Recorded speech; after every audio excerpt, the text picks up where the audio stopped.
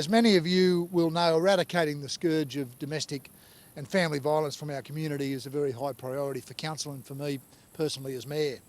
1 in 3 women experience physical violence by another person, sadly, during 2019.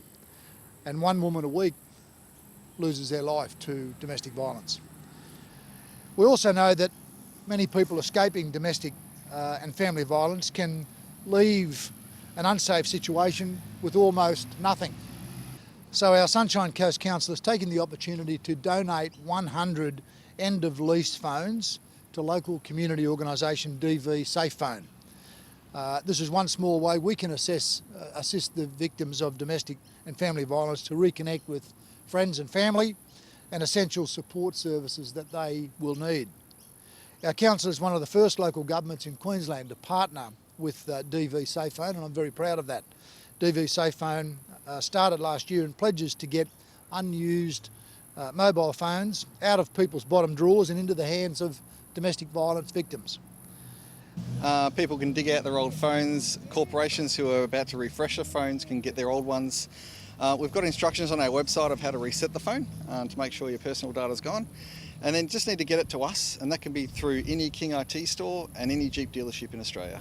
We get the phone, we check it to make sure it has been erased properly, we do the test to make sure it works properly, and then we give it to domestic violence agencies in Australia. So Red Rose Foundation, they're one of the primary ones that receives our phones, and they get it to the victims, so they know who needs it the most. So that's obviously not my specialty, but they make sure the phone goes out with a safety plan, because it's a phone's important, but there's also, does the victim understand there is safe houses available, there's furniture, there's money, there's a whole lot of support available with the phone that comes. So we've been going since April last year, we launched, and we've had just over 1,200 phones come in so far, and we've protected just over 550 victims of domestic violence. So a lot of those phones that haven't been used have been severely damaged. There's been some absolute antiques coming in. I remember I got a Motorola Razor, remember those? We even had a home phone dropped in, so we couldn't really use that either. So we go through, make sure the phones are going to work well for what we need them for. If they can't be used, King IT have got the proper mobile phone disposal tubes, so we make sure that the phones that can't be used at least get recycled the right way. They don't end up in a trash can. We will never sell a phone, so it's not about selling phones to make money, it's about getting phones given to us to be able to give to victims. The victims don't have the money for the phones. The question asked earlier about who pays for the phone credit, at the moment the agencies are doing that. It's hard for them. They're already trying to provide clothing and a place to live and all the other things. So my intention for DV Safe Phone, now that we're a charity, is to get some funding so we can provide the whole solution around the phone. So it'll be a working phone with a SIM card with credit, straight to the agencies, so then they don't need to worry about that part of it. They've got so many other things to deal with, so that's where I'd like to see it go.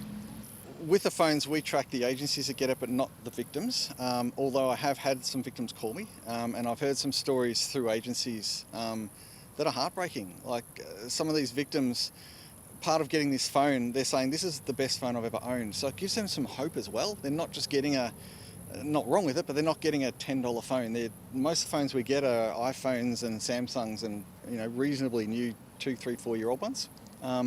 So they're saying, wow, like, is this mine to keep? Do I have to give this back? So it's your phone to keep forever. Some of the victim stories I'm hearing, it is heartbreaking.